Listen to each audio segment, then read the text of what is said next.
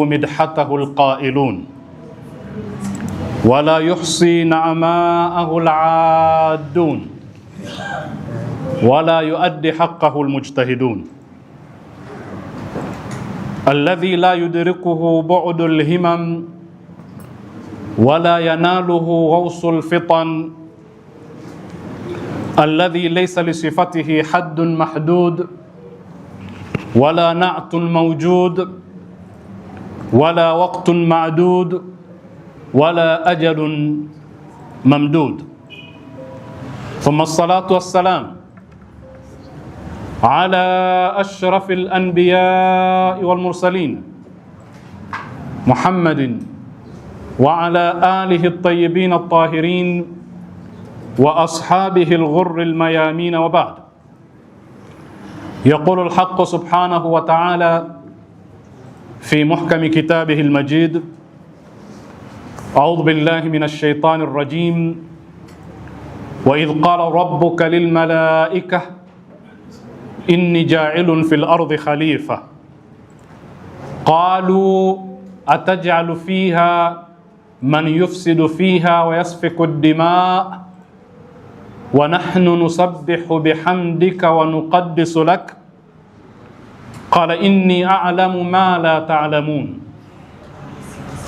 وعلم آدم الأسماء كلها ثم عرضهم على الملائكة فقال أنبئوني بأسماء هؤلاء إن كنتم صادقين.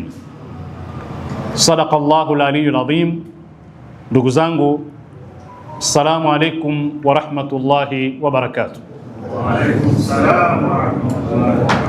Kwanza kabisa tunamshukuru Mwenyezi Mungu Subhanahu wa Ta'ala, vile vile na kumtakia rehma na amani bwana wetu mtukufu Bwana Mtume sallallahu alayhi wa alihi wasallam. Allahumma salli ala Muhammad wa ali Muhammad. Vile vile tunamshukuru Mwenyezi Mungu Subhanahu wa Ta'ala kwa kutupa umri, kutupa pumzi za kuweza kwa mara nyingine tena kufikiwa na mwezi mtukufu wa Ramadhani wa mwaka huu wa 2026. Tunao baadhi ya ndugu zetu ambao mwaka jana tulikuwa nao katika darasa hizi, lakini kwa bahati mbaya hatunao, wametangulia. Na kama ambavyo vile vile tuna ndugu zetu wako vitandani, ni wagonjwa, hakuchi kuna kucha, na ambao tunawaombea Mwenyezi Mungu awape afya. Lakini vile vile hata sisi ambao tunamshukuru Mwenyezi Mungu kwa kufikiwa na mwezi huu, hatuna uhakika vile vile wa kwamba tutaumaliza mwezi huu salama. Kwa hiyo tunamuomba Mwenyezi Mungu atupe taufiki ya kuweza kukamilisha mwezi huu tukawa hai, na kubwa kuliko yote tukapata fadhila za mwezi mtukufu wa Ramadhani, tukaweza kufaidika na ile ofa ya Mwenyezi Mungu aliyoitoa katika mwezi huu. Maana huu ni mwezi wa ofa. Unapofanya amali ndogo, malipo yake yanakuwa ni mara nyingi, ni zaidi. Kwa hiyo ni kipindi cha ofa. Lailatul Qadr khairun min alf shahr, ubora wake ni mkubwa sana, na amali zinalipwa mara nyingi kuliko katika miezi isiyokuwa Ramadhani.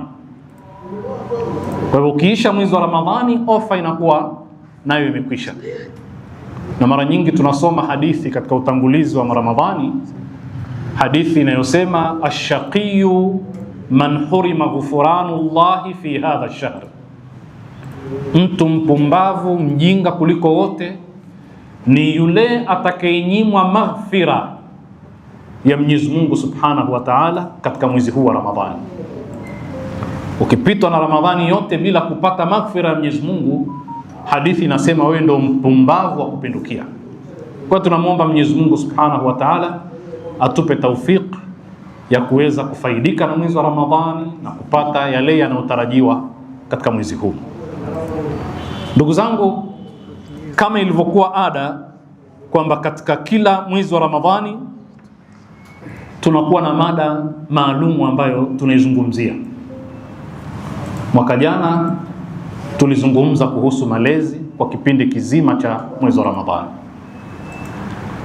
lakini mwaka huu tunatarajia kuzungumza kuhusu mada ambayo tumeitangaza katika social media, ambayo inasomeka hivi: uhalisia wa elimu, mjadala baina ya mtazamo wa Qur'ani na mtazamo wa kibepari. Kwa hiyo mjadala wetu ni kuhusu ilmu, lakini ilmu yenyewe tunataka tutizame yale macho ya Qur'ani. Qur'ani inaitizama vipi ilmu, lakini na ulimwengu wa kimagharibi, ulimwengu wa kibepari, nao una macho gani katika kuimurika na kuitizama ilmu?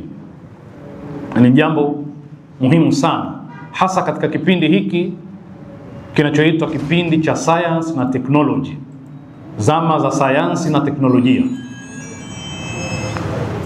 Na bila shaka katika mazungumzo yetu tutakuwa na zile nukta za muhimu ambazo zitatuongoza katika mazungumzo yetu, alafu na nukta zenyewe zitakuwa na nukta ndogo ndogo ambazo tutazijadili. Tutaanza kuzungumza kwanza, kwa nini tuzungumzie elimu. Tajibu hili swali la kwamba kwa nini tumeteua maudhui haya ya elimu, tukadhamiria kwamba yawe ndio maudhui ya mwaka huu.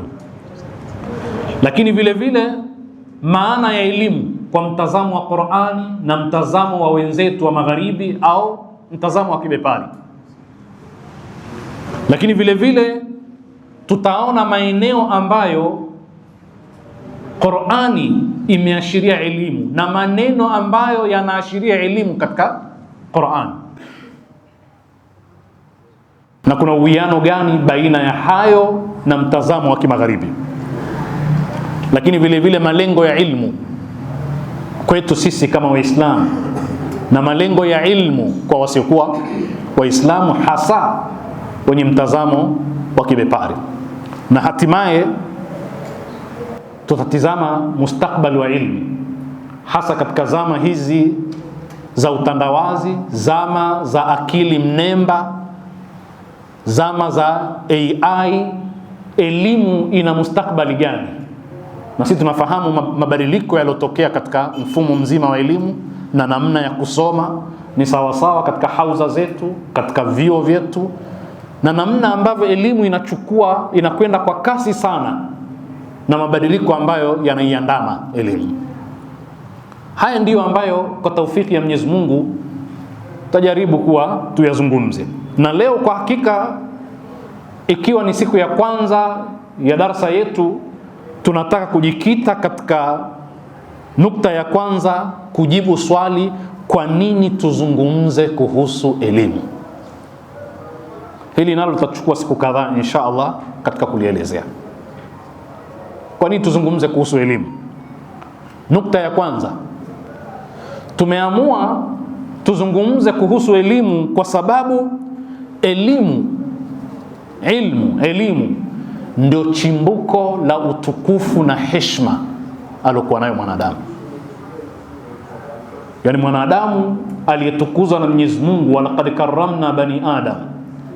Sababu namba moja, na pengine ikawa ni sababu pekee ya mwanadamu kutukuzwa na Mwenyezi Mungu na kupewa heshima, ni kwa sababu ya ilmu. Kwa hiyo tuna haja sisi tuzungumze kuhusu ilmu kwa sababu hiyo. Kuna wengine wanaweza kujibu kwa kusema kwamba heshima ya mwanadamu na utukufu wa mwanadamu ni kwa sababu mwanadamu amepewa akili. Hatuna ugomvi na mwenye kusema kwamba sababu ya msingi ya kupewa utukufu na heshima ni akili, na hakuna mgongano baina ya kuzungumzia akili na ilmu. Ukweli ni kwamba akili ambayo haizalishi maarifa haina maana. Kwa hivyo ni sawa sawa ikiwa utasema kwamba mwanadamu amepewa heshima kwa sababu ya ilmu, au ukasema mwanadamu amepewa heshima kwa sababu ya kupawa akili, kwa sababu akili ni moja katika nyenzo na ni katika vyombo vinavyomsaidia mwanadamu kuzalisha maarifa. Nataka tuelewane katika hilo. Unaweza kusema kwamba mwanadamu ametukuzwa kwa sababu ya kuwa amepewa uongozi wa kuongoza hii dunia.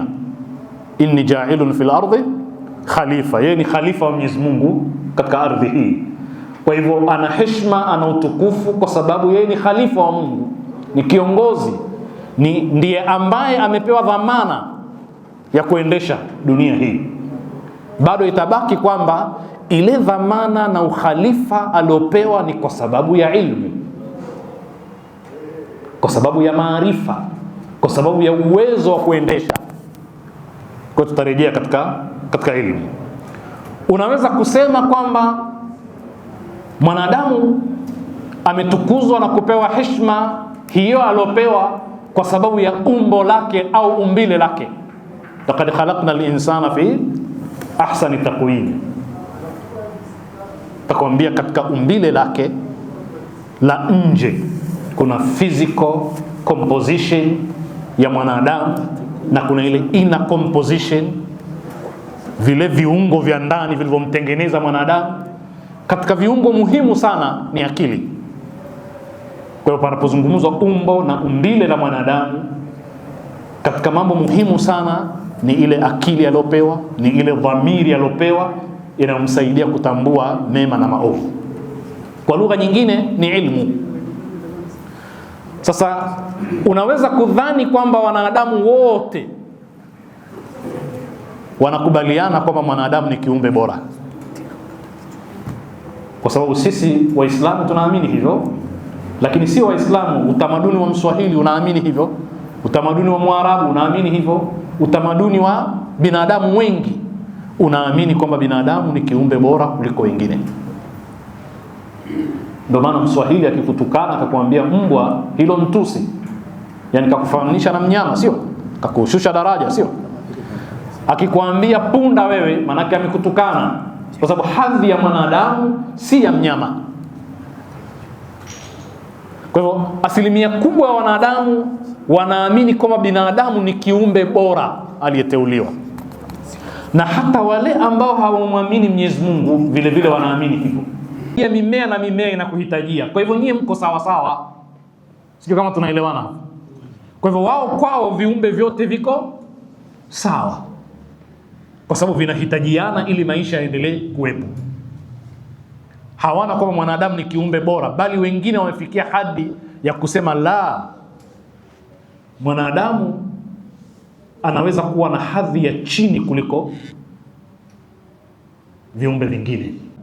Na dhana za uwezeshaji, empowerment kwa mwanamke, kwamba wapi mwanaume amemzidi mwanamke, kabaguliwa, kawa marginalized, muhammash, katengwa, tumvute na yeye awe sawa na mwanaume. Na mara nyingi tumezungumza kwamba hapazungumzi uadilifu, panazungumza usawa. Kuna hatari kubwa sasa ya dunia kuanza kupigania usawa baina ya binadamu na wanyama. Ndio leo ukienda katika baadhi ya nchi kama Marekani utagundua kuna vyama vingi sana vya kupigania haki za wanyama, na sisi tunasema hakuna tatizo. Kupigania haki za mnyama ni jambo la sawa sawa, lakini ishu yetu sisi kama Waislamu ni pale ambapo zile haki za mnyama zitapiganiwa kuliko haki za binadamu, pale mnyama atakapopawa zile haki kuliko mwanadamu. Kwa mfano Marekani kuna zaidi ya hospitali 20,000 za wanyama, hospitali zaidi ya 20,000. Takwimu zinaonyesha baina ya 25,000 na 30,000. Yani katika hizo hospitali kuna department zote unazozijua, kuna emergency, kuna nini, maanake anapelekwa mbio mnyama, anawahishwa kufanyiwa operation. Sasa hatupingi, ni kiumbe cha Mwenyezi Mungu, sio? Lakini ikiwa kuna binadamu wanaokufa kwa kukosa dawa duniani, alafu kuna wanyama ambao gharama kubwa inatumika kuanzisha mahospitali, kuajiri madaktari, kusomesha madaktari, na binadamu wakaona ni jambo la kawaida, pale ndio tunaposema kwamba sasa hapa mnyama anaanza kupewa hadhi zaidi kuliko mwanadamu. Hilo ndio tatizo. Tunasema ile laqad karramna bani adam inakuwa haipo. Ndio mnafahamu leo hii kuna wataalamu ambao kazi yao ni kushonesha mavazi ya mashindano ya wanyama. Mbwa, watu wenye akili zao wamekaa katika holi, mbwa wanapitishwa pale, mashindano ya mavazi ya mbwa. Na hao watu wanaitwa kama watu walioendelea. Wanatumia gharama kubwa kuhakikisha mnyama wake kashinda katika yale mashindano ya mavazi. Maskini yule mbwa hata hajui kinachojiri, hana habari ya kile kinachojiri kamwe. Unakwenda supermarket ukanunua vitana vya kumchana manyoya yake, ukanunua nguo za kumuvika, ukanunua dawa mbalimbali, ukamtengeneza kiasi yeye hana haja hata kuoga huko. Wewe ndio una shida naye, unafanyia kazi zote zile. Sasa tunasema hii huduma ni huduma ya na inaonyesha kwamba kadri gani sasa kuna hatua za kwenda mbio kuhakikisha kwamba mnyama anafadhilishwa kuliko mwanadamu. Na hata tutayaona sasa huko mbeleni tunapozungumza ile dhana ya kwamba hawa wanyama ni wajomba zetu, ni ami zetu. Kwa nini imetengenezwa? Kwa nini ikawa sisi tunafundishwa kwamba tumetokana na wanyama, ni ami zetu hawa chimpanzee, hawa kurudi, nyani na wengine, na watu wakafanya utafiti kuthibitisha kwamba sisi tuna undugu na hawa. Kwa nilitaka kusema kwamba japokuwa binadamu wengi wanaamini kwamba binadamu ni kiumbe kilichoteuliwa, kiumbe bora, lakini kuna harakati duniani za kumfadhilisha mnyama dhidi ya wanadamu. Kwa kuwa tuna vijana wengi hapa, waende kusoma chama kinachoitwa Animal Liberation Front kule Marekani. Yaani ni chama cha kupigania ukombozi wa wanyama. Lakini vile vile kuna siku ya kimataifa ya wanyama.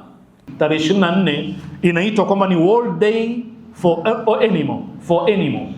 Ni siku ya kimataifa kwa ajili ya wanyama, lakini zaidi wana focus katika wanyama ambao wanatumika maabara kwa ajili ya majaribio ya kitiba.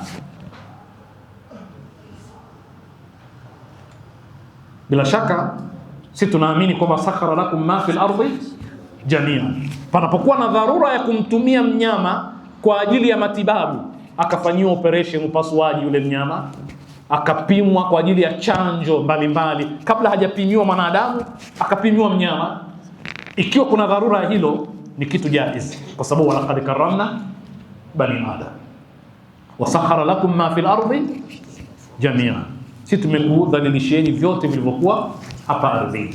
Kwa hivyo kama mnyama anaweza kutumika kwa majaribio ya chanjo fulani ikaonekana imefaa, kisha ndipo akatumiwa mwanadamu, ni jambo jaiz ikiwa hakuna namna zaidi ya kufanya hivyo. Tunakubaliana na hili. Kwa hiyo kuna chama kama hicho. Sasa ikiwa sasa mnyama ataishi salama zaidi katika dunia hii kuliko binadamu, maana yake nini? Maana yake binadamu wanaelekea zaidi katika kumtukuza mnyama kuliko mwanadamu. Kwani hayo mabomu yalotengenezwa ni kwa ajili ya kuua wanyama? Hayo mabomu unayosikia duniani, ambapo kuna ushindani mkubwa wa kutengeneza mabomu mbalimbali ya kivita, ambayo hatimaye yakitumika, lengo si kumwangamiza mnyama, lengo ni kumwangamiza binadamu, na tumeona mfano wake. Na kwa nini pawepo na maandamano mbalimbali duniani kwa ajili ya wanyama, kiasi kwamba kuna binadamu wanaokufa wanahitajia maandamano zaidi ya hayo kutetea haki zao? Sasa nataka tuelewane kwamba sisi Waislamu hatuamini kwamba mnyama hana haki, mnyama hatakiwi aishi. Hapana, kuwepo kwa mnyama ni kuwepo kwako wewe, sio? Kwa sababu amewekwa kwa ajili yako. Nataka tuelewane hilo.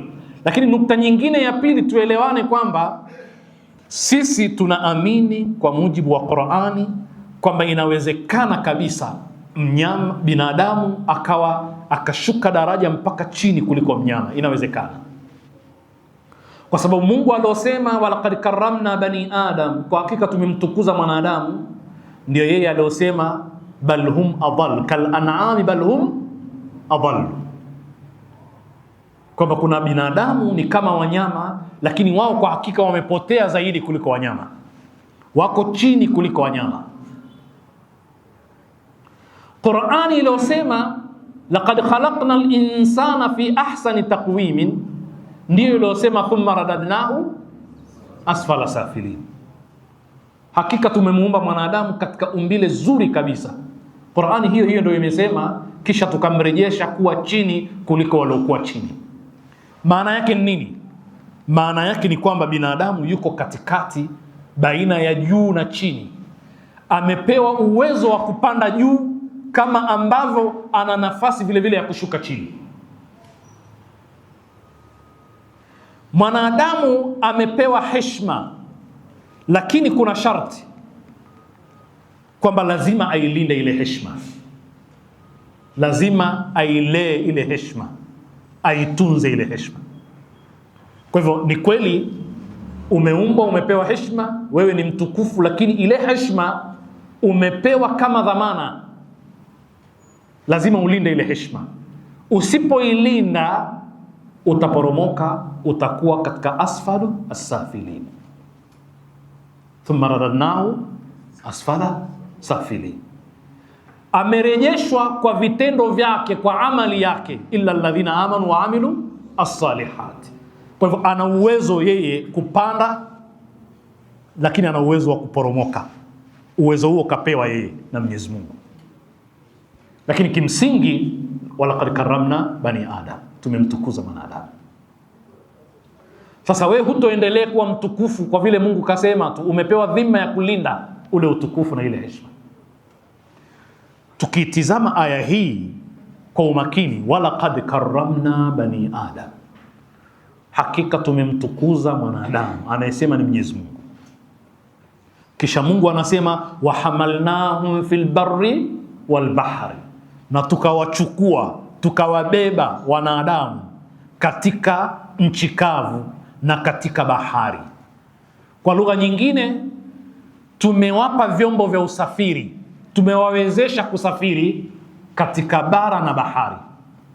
Ndio maana ya aya, sio? Warazaqnahum min at-tayyibat, na tumewaruzuku vitu vizuri vizuri, wengine wanasema vyakula vizuri vizuri. Swali, aya hii wahamalnahum fil barri wal bahri, tukawachukua tukawabeba wanadamu, inaashiria nini? Bila shaka inaashiria vyombo vya usafiri, sio?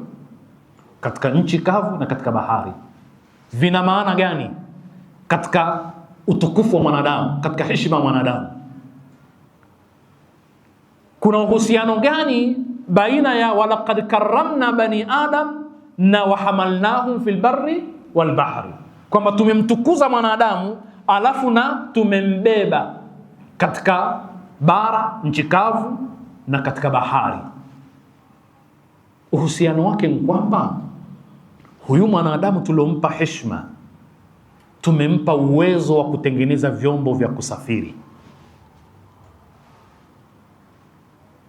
Mungu anasema tumewabeba wanadamu, lakini ukweli ni kwamba tumembeba vipi? Tumempa uwezo wa kutengeneza vifaa vya kusafiri, na kwa lugha ya somo letu tumempa ilmu, tumempa maarifa.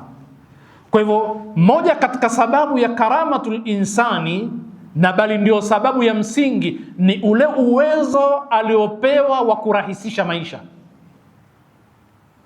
Na katika maeneo ya kurahisisha maisha ni usafiri, na usafiri unaweza kuwa katika maeneo mbalimbali, kwa sababu kama suala la kubebwa katika vyombo vya safari, hata mnyama, hata mbwa anaweza kubebwa. baharini akasafirishwa, sio? Lakini ameingia katika aya hii wahamalnahu? Hapana. Kwa nini iwe wahamalnahu na tukawabeba, ili hali aliyetengeneza ni mwanadamu kile chombo? Ni kwa sababu aliyempa ilmu ndiye aliyembeba. Yule aliyompa ilmu ya kutengeneza chombo cha kumsafirisha ndiye kwa hakika aliyembeba, ndiye aliyemsafirisha. Na hivi ndivyo Mungu anavyotufundisha, qatiluhum yu'adhibuhumullah, wapigeni vita, Mungu atawaadhibu biaidikum, kwa mikono yenu. Kwa hivyo aliyetengeneza chombo kile ni mwanadamu, lakini ni Mungu, kwa sababu ndiye alompa ilmu ya kuweza kutengeneza. Wama ramaita idh ramaita walakinna Allaha rama, aliyekupa uwezo wa kutupa mchanga ule katika vile vita, ewe Muhammad, ndiye aliyerusha mchanga ule. Wama ramaita idh ramaita walakinna Allaha rama. Sasa nini maana wahamalnahum fil barri wal bahri? Maana yake ni ilmu.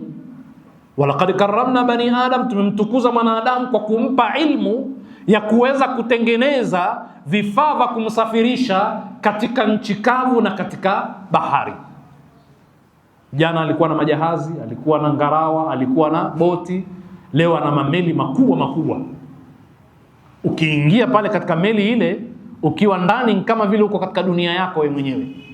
Ni ghorofa kadhaa eti anasafiri katika maji, na hatujui kesho atatengeneza chombo gani. Acha hizi speedboats tulizokuwa nazo leo hii, kesho atatengeneza chombo gani cha kusafiri cha haraka? Mwanadamu aliyopewa maarifa haya amepewa heshima kwa sababu ya uwezo wa kubuni, uwezo wa kutengeneza. Warazaqnahum min at-tayyibat, na tukawaruzuku wanadamu. Tafsiri ya baadhi ya klasiko mufassirin, wale mufassirina wa zamani, baadhi ukizungumza riziki wao wanazungumza chakula, na ndio utaona tafsiri nyingi, sio zote, zinazungumza razaqnahum min at-tayyibati, tukawaruzuku vyakula vizuri vizuri. Lakini tuchukue maana hiyo finyo. Hivi vyakula vya mwanadamu na mnyama viko sawa? Mwanadamu hali vyakula vyote raw, yani ghafi. Ataichukua nyama, itaandaliwa vizuri, sio? Itatengenezwa mpaka ile harufu itavutia, kisha baadaye anakula. Ni kama huo mchele una mapishi mangapi? Una viungo sampuli ngapi vinachanganywa? Sijui manjano, sijui zaafarani, iliki, tangawizi, vitunguu saumu, kila sampuli ya viungo, kiasi kwamba ukipita barabarani unasikia harufu ya chakula. Itakuwa ni ubwabwa, itakuwa ni pilau, itakuwa ni biriani, itakuwa sijui zurbiani, sijui majina ambayo mengine hata hatuyajui, kwa sababu mwanadamu kapewa ilmu, kapewa ubunifu, uwezo wa kufanya. Kwa hiyo razaqnahum min at-tayyibati, sio tu kwamba amepewa vizuri vyakula, amepewa elimu na uwezo wa kubuni. Anaweza kutengeneza chakula kwa sampuli ya ajabu, na mwanadamu hajakoma katika ubunifu wake katika vyakula, yani hajafikia mwisho. Kila siku kutakuwa na kipya kitakachomfurahisha, na kila siku patakuwa na ubunifu mpya, na mwanadamu ataendelea hivyo kwa sababu ilmu haina mwisho. Kwa maana razaqnahum min at-tayyibati ni kule kumpa uwezo wa kubuni, ilmu na maarifa ya kuweza kubuni vyakula mbalimbali akavila. Lakini maana pana ya riziki, riziki sio chakula tu, ni katika narrow meaning ya riziki, maana finyo ya riziki.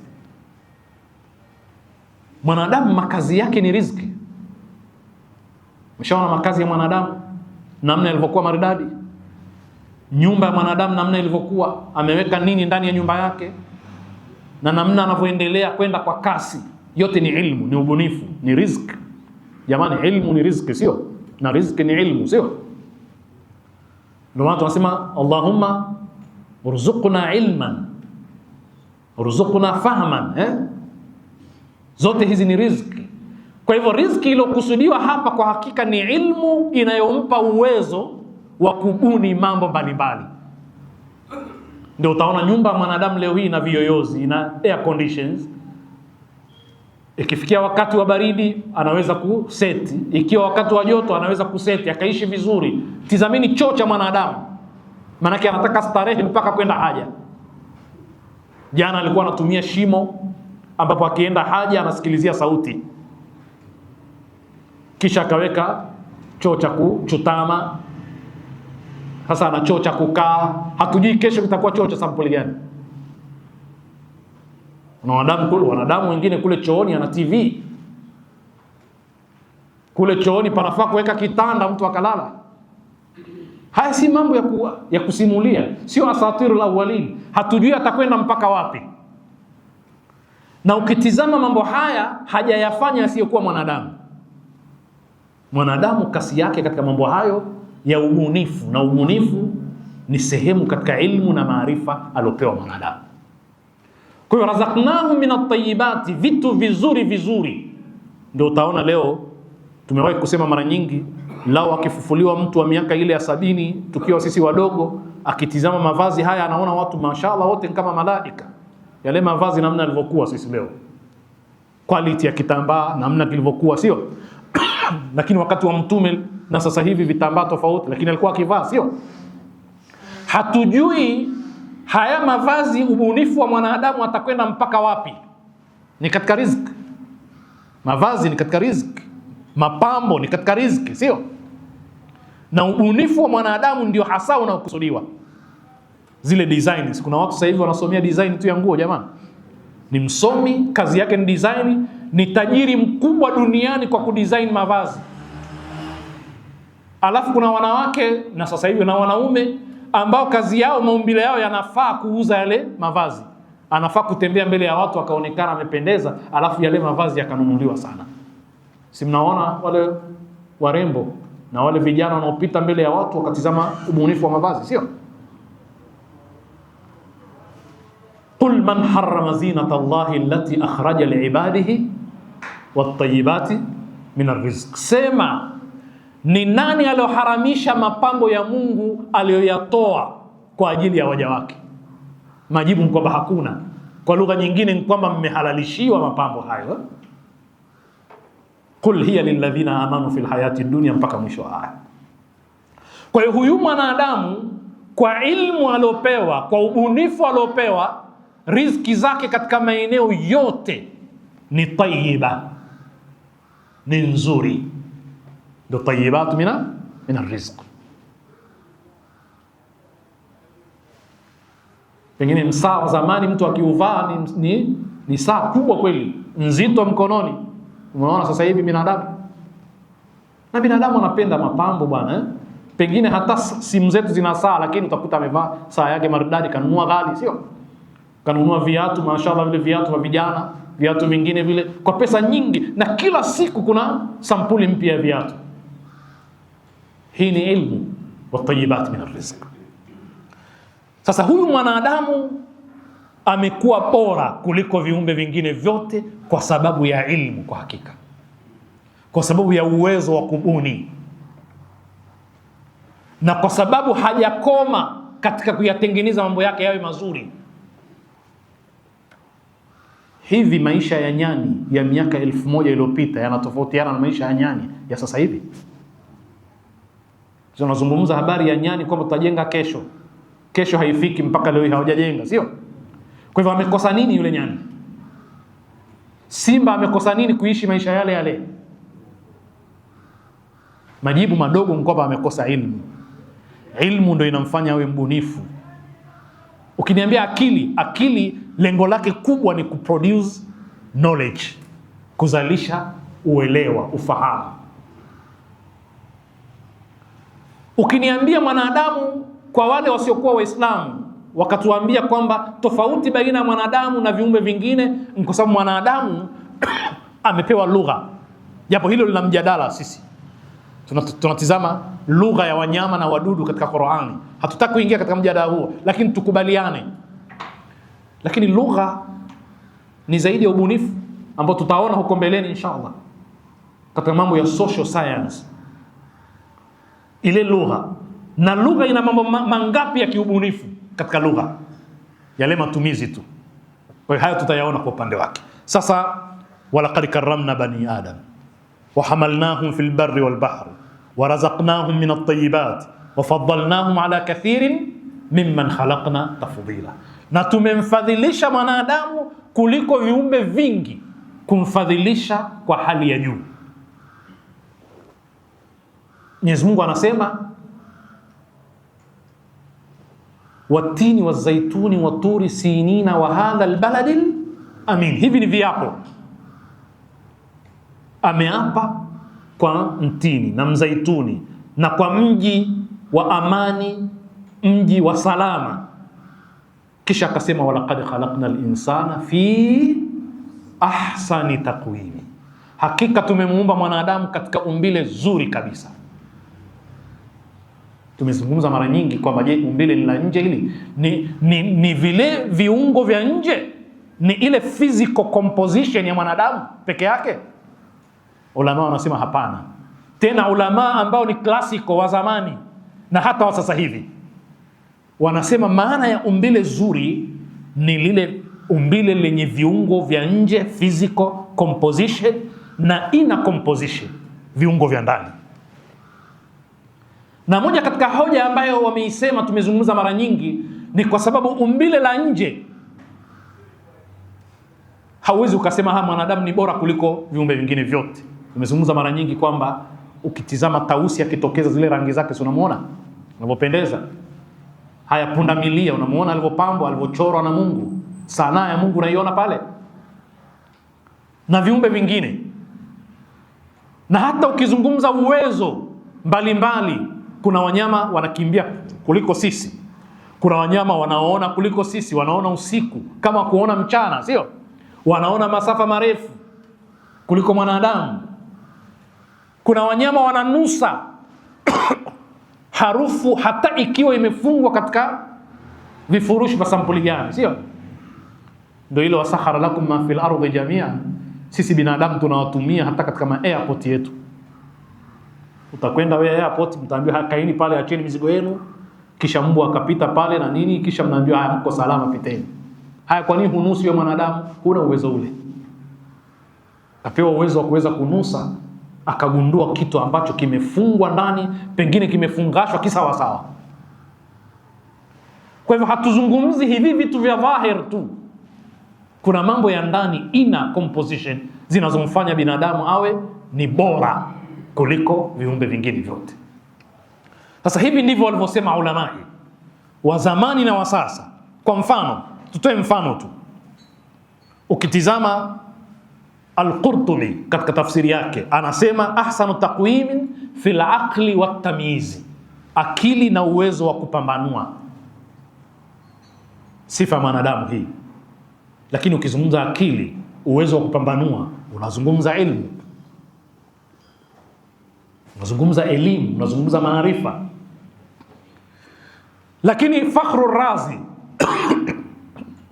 mwenye at-Tafsir al-Kabir, yeye anasema ahsanu taqwimin ni khalaqahu musta'iddan lilma'rifati qabilan lilhidayati, kwamba mwanadamu ameumbwa ni musta'iddan lilma'rifa, yani ana maandalizi ya kupokea maarifa. Yani ameumbwa katika maumbile ya kwamba ni uwanja wenye rutuba ya kuweza kupokea kwa urahisi maarifa mbalimbali. Maarifa maana yake knowledge. Lakini ana uwezo wa kung'amua na kufahamu uongofu akaupokea. Sheikh Makarim Shirazi katika tafsiri yake anasema makusudiwa ya umbile zuri ni neema ya akili aliyopewa mwanadamu, ambayo hajapewa kiumbe mwingine. Na neema ya akili maana yake anaweza kuzalisha maarifa, maana yake ilmu. Lakini namba 2 anasema al-istidadu lililmi walibda'i, ni yale maandalizi aliyokuwa nayo mwanadamu ya kuweza kupokea elimu na kuweza kufanya ubunifu. Mwanadamu ni mbunifu. Tizama hapa tulipokaa, kila unachokiona ni ubunifu. Busati hili ni ubunifu, kuanzia nakshi zake na kila kitu. Jengo hili ni ubunifu, taa hizi ni ubunifu, mavazi ulovao ni ubunifu, hivi unavyoviona hivi vyombo vilokuwa mbele yetu vyote ni ubunifu. Kwa hivyo maana ya ahsanu taqwimi ni kuwa ameandaliwa kuwa anaweza kufanya ubunifu, akabuni vitu mbalimbali huyu mwanadamu. Lakini vile vile alqudratu ala tafkiri, uwezo wa kutafakar, kufikiria.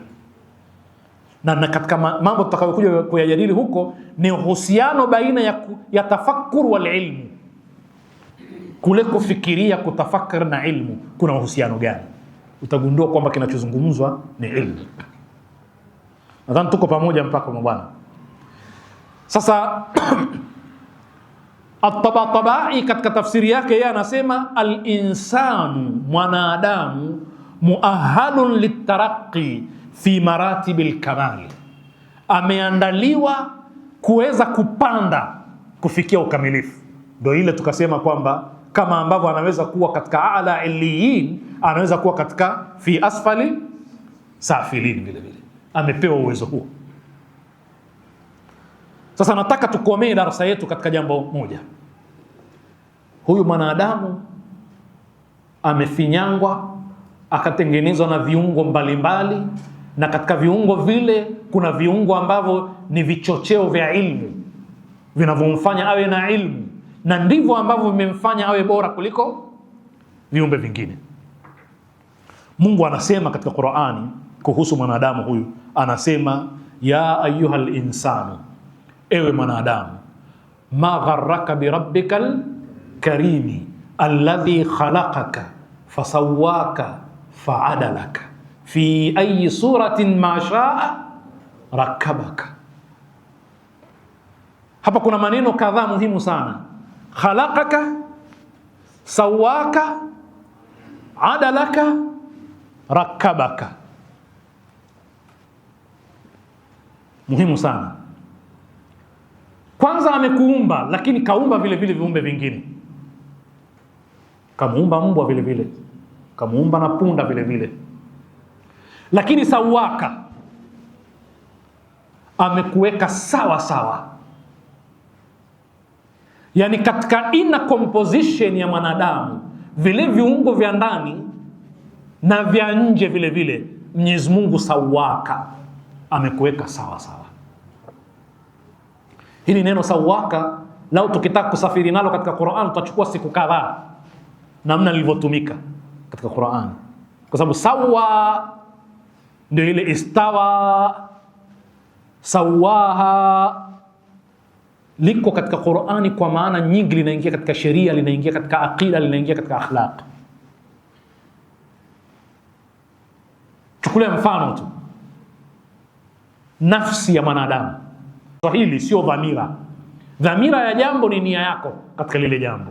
Ama dhamiri ya mtu ni kile kiungo kilichokuwa ndani ya mwanadamu ambacho hakionekani, kinachomhukumu mwanadamu katika mambo yake, kinachomwambia umefanya hili si sawa sawa, japokuwa umewadanganya jamaa, lakini bwana umesema uongo.